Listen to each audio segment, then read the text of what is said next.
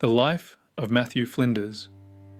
Who he was before Australia had a name, before its coastline was fully drawn, before anyone knew what shape this land truly was.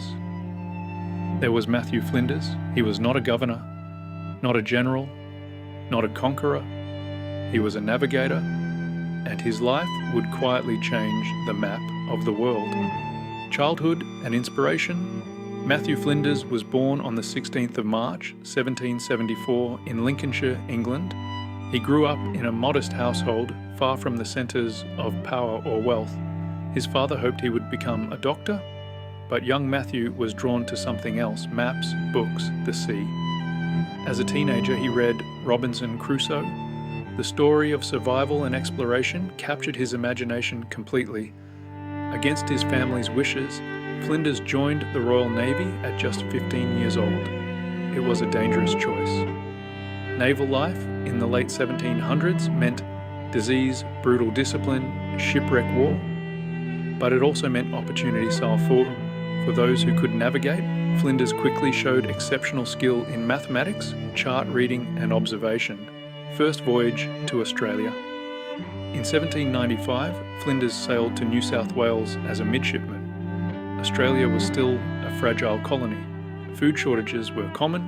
The coastline beyond Sydney was largely unknown. Navigation charts were unreliable or incomplete. Here, Flinders met George Bass, a ship surgeon with a passion for exploration. The two men formed a close partnership.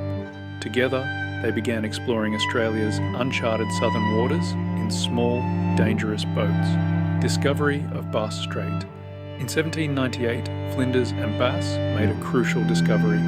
They sailed around Van Diemen's Land, now Tasmania, and proved it was separate from the mainland. Between the two landmasses was a wide strait.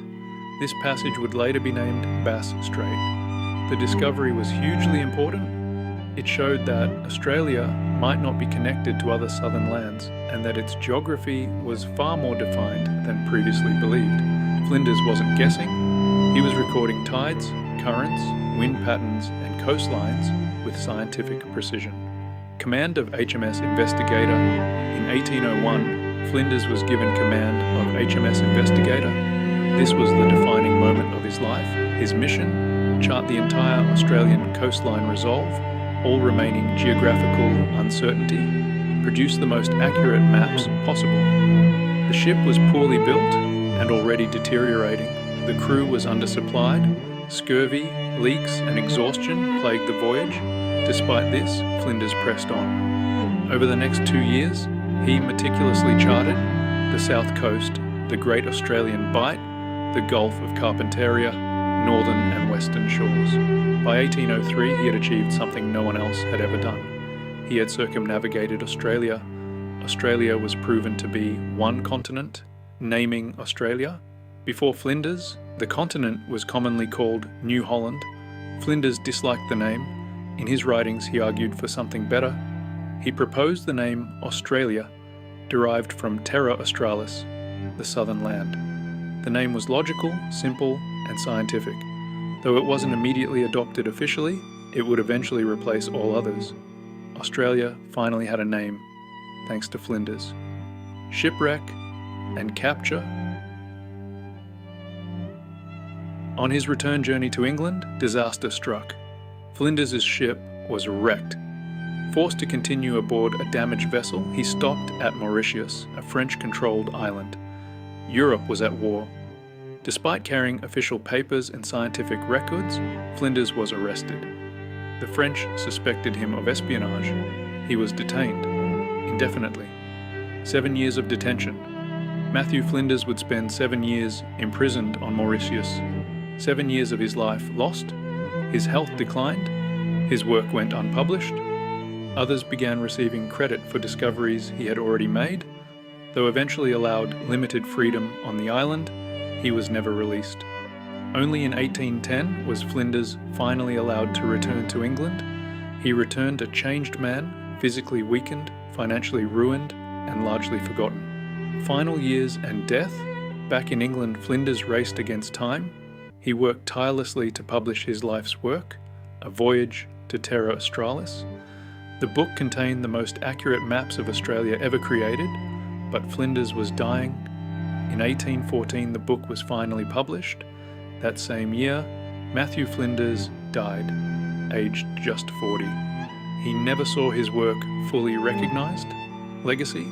Today, Australia exists on the map because of Matthew Flinders, its shape, its name, its coastline. He didn't rule this land, he didn't conquer it, he understood it, and history is finally giving him the credit he earned.